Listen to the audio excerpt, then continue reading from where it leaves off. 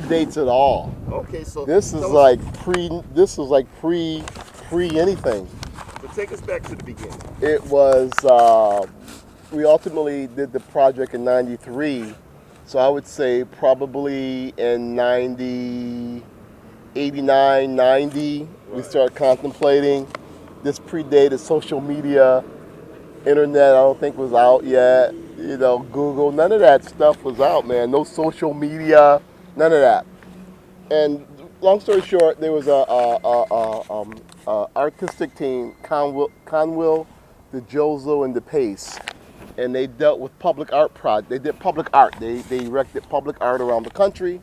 They came to Niagara Falls, or Niagara County, Castle on the Art Museum, Niagara University invited them in. They erected these monuments to commemorate the Underground Railroad. One was in Lewiston, one was in Niagara Falls, one was at Niagara on the Lake in Canada. I'm not sure where the other one was. And so we were so intrigued by this project, and the Castle on the Art Museum made it a public arts project, and they invited people in, myself, Denise Easterling, Debbie Weeks, and some other people. And we were so enamored by this project that we wanted to do something more. So ultimately, we ultimately put together a 15-city, 18-day tour on the Underground Railroad, showcasing the Underground Railroad around the country. And we weren't the first to do it. There was another group by the name of David Horde who had did it a little while back, and we had caught wind of what he had did. We got together.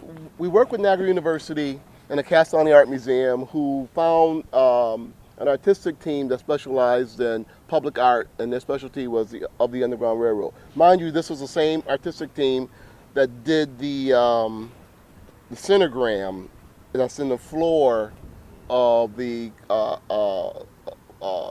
Schaumburg. Okay. That big old thing of many rivers to cross. Right. They did that. So they had a national reputation. So they specialized in public art on the Underground Railroad. Niagara University invited us in to be, we thought we were window dressing, I thought we were, to be, I don't know, lend support, consultants to the project, which I don't think we consulted on much, but we were happy to be a part of it. And so we were so enthused by that project that we wanted to do something on the Underground Railroad, because it really is infectious, and it did change my life. And so we decided to do something on the Underground Railroad around the country, and we hooked up with Charles Blockson, and we put together ultimately what was going to be a 15-city, 18-day tour traveling the old Harriet Tubman Trail that Charles Blockson gave us from Atlanta, Georgia to St. Catharines, Ontario. With the help of Charles Blockson, we got from Temple University, who was the largest African-American collection of memorabilia in the country. He was consultant to the project, got it going, went down to the Apex Museum. No social media, no internet, none of that. All we had was cell phones. We just had those. And went down. They were awaiting our arrival, but they weren't sure, but we were on our way. We made it. That evening, they had a reception set up for us. We made it straight out of the van, because in the 11th hour we got a church van from one of the local pastors. And it was like a church van with no air in a blistering heat wave. So we made it to Apex Museum the next morning. They had a presentation that evening. The next morning they had an Underground Railroad parade. It was just people marching through the streets, commemorating the Underground Railroad at various sites around the country. And then we began to move along the eastern seaboard, Guilford, North Carolina, Philadelphia, Wilmington, Delaware. We stopped at places along the way that were stops that Harriet Tubman went to. And we ultimately culminated in St. Catharines, Ontario, after we came through Buffalo. And the thing about the whole thing was, it was around the time the National Park Service was doing its study on the Underground Railroad. And that whole thing was to start their national network to freedom. So they wanted to show local movements of people on the Underground Railroad, Vince DeForest, Barbara Tagger from National Park Service. And we had a host of historians. So we were first to we were one of the first groups, one of the main groups they used to showcase this grassroots movement that was the Underground Railroad. So that is what really changed my world as I know it. And it's funny because when we got back, I mean, there was no heritage tourism, there was any of that. When we got back, people was calling us and me and people that were with me, 15 cities, 18 days, sleeping in church barns and basements and people's homes who didn't know us from Adam, mimicking what it was like to be on the Underground Railroad. We were mimicking, we have no idea. We had it much rosier than our ancestors did. But we were in this hot van and we were smelly and everything else. So, 15 cities in 18 days, when we got back, most people who were involved, they were done. I mean, they felt it and the whole nine. But as far as like redoing that, no, they didn't want to do that. And we were calling it a cultural pilgrimage, which it was. So people were calling me saying, we want to take that tour. We want to reenact that Underground Railroad. And I'm like, what tour? It was a cultural pilgrimage. What tour are you talking about? I mean, we were purists. We didn't want to commercialize what we were doing. But little did we know heritage tourism was beginning. So I actually started putting together from all the calls, because it wasn't my idea, believe me. I started fielding all the calls and putting together what will become Underground Railroad itineraries, crude as they were, but I was doing that. And I was doing it I had already been doing the Underground Railroad work with the state parks. It was at the Castellani Art Museum, and I was a naturalist. And how I got involved with Castellani is I was doing slide presents. I read an article on the Underground Railroad in the Niagara Falls Gazette and was like amazed by it. And then we were doing, flora and fauna and local history slideshows before PowerPoint. And I decided to put together an Underground Railroad presentation because there was so much history here and around the region that I would do this Underground Railroad presentation for the state of New York with the Castellani Art Museum and all the local school systems. And I was the only guy doing it because the people who were in the Castellani Art Museum was white and they felt uncomfortable doing it initially. And so I was doing it, and it was a smash. People loved it. It was informative. And that's how the Castellani Art Museum brought me in, because I had already been doing that kind of stuff. And so I started doing Underground Railroad tours. But the other thing was the Michigan Avenue Heritage Corridor project, as I said to you before, it was probably 95% state historic preservation. It was an historic preservation project. The original plan was to stabilize, restore, and rehabilitate the Underground Railroad. I was a SHPO officer, State Historic Preservation Office. So I was already handling historic preservation grants, and I'm going, why not get an organization to write grants for the church because it needed rehab. And so that's how I got started. At the time, I was myopic, and I was just thinking about, the church. I wasn't thinking about the district. I wasn't thinking about the Nash House. We hadn't even discovered it yet. It was there, but we hadn't discovered it yet. And then the Colored Musicians Club, we hadn't thought about, we knew there was some history there, but we didn't know the term packaging for heritage tourism that I ultimately learned and then started doing. So that's how it all got started with the Michigan Avenue Heritage Corridor. And the sad thing about it is, then and now, historic preservation still in this region is lily white. And I used to always say, because they don't reach out and do historic preservation with black folk. I mean, they might come and do it for you, like Willett Park or Hamlin Park Driving. They might come in and do it, but I never see then and now any African American preservationists.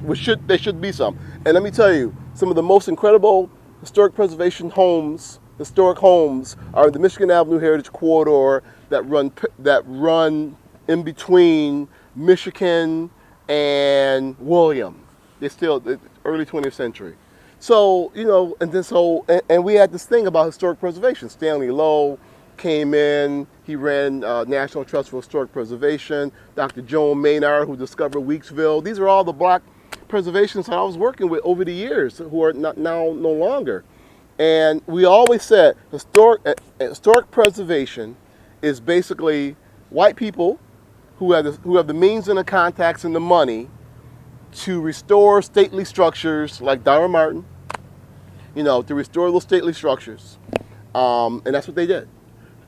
African American preservation is people who have who've overcome extraordinary odds to achieve whatever they were doing in terms of the history of people of color, not thinking that they were just doing what they needed to do, but they had to overcome those odds. And if you can associate a structure with the deeds of said person, then you have an historic structure, you have historic preservation. And yes, African American preservation's buildings may not look as grand and as stately as a Darren Martin house, because over the years we had duct taped it all over the years to make sure that structure is still there, so it wasn't pretty, but it still tells the story of the American mosaic, which is African American life and history. So if you have that structure and you have those deeds and you connect those deeds, even if it's a landscape, but structure is great, you know, then you have African American preservation. And that's the kind of thing that we needed to deal with. And that's why we were saving the buildings, because we needed to maintain the continuity of a community. It's just so by the grace of God that the Michigan Street Church did not get knocked down to urban removal, not renewal, removal, because that was the big deal then. So we were trying to save all of these Underground Railroad sites so that they would be the beacon, the hub, the anchor to people coming in to not only visit these sites, but also to leave their money. Because starting off, historic preservation, you know, it's like, oh, it's so pure, you know, you can't pay for it, it's not commercial. Bull. You need money to restore sites, and HP takes a lot of money, you know, and we need to maintain the continuity of these communities. And Michigan Avenue, we've lost a lot down there because over the years when the Michigan Avenue Heritage Quarter was dormant, you know, a lot of those buildings not so much got knocked down, but they got bought up. So now if you talk about historic preservation and getting property and you from the inner city, you can forget it.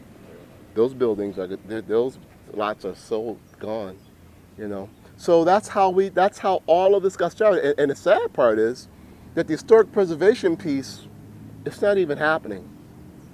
It's not even happening. Not in Buffalo. Everywhere else around the country it is. It's not happening here. Yeah, they are restoring the Michigan Avenue Heritage Corridor, but I don't see any preservationists looking like me at all. And in the early days, there was, who's the guy that had him and his wife, I forget his name, Pete, I forget his name. But they were preservationists back in the day. They're still around. You always hear him trying to save some building. I can't think of his name. But so that's what we do. That's what I've done. Well, that's what I did. Oh man, Baba Brother Simba, please. It was an incredible thing. The slides that I gave you were slides of Simba reading. One of the moments that touched us the most. We were when we came into Wilmington, Delaware. When we came into Philadelphia, we first went to Charles Bloxham Collection. Then we had a tour of the city, historic sites. We stayed at a couple historic churches from the period. And then we went to Longwood Gardens and saw the Quaker movement. We saw the Patriots of African Descent monument at Valley Forge, which was brand new at the time. There had not been a monument to Patriots of African Descent from the Revolutionary War. So Charles Bloxham, you probably have a picture of that. I have pictures of that. I have tons of slides. So Charles Bloxham was instrumental in that. And then the Still family, William Still, hosted us at a book reading. They gave us, and the book wasn't even in print again. They gave us, I have my copy, I should have bought it. They gave us a hard copy book of William Still's book, the hard copy. And they autographed it for us and everything. And we all sat around and read excerpts or letters from that book. And there's a picture of Simba reading the book. And he was so touched. It was a beautiful picture. He was a beautiful man. And he was touched. He was moved. He was very emotional. And we were with the family. The family was there in Philly, not far from Mother Bethel AME Church. You know, so you had that going on. I don't know. So that's that world.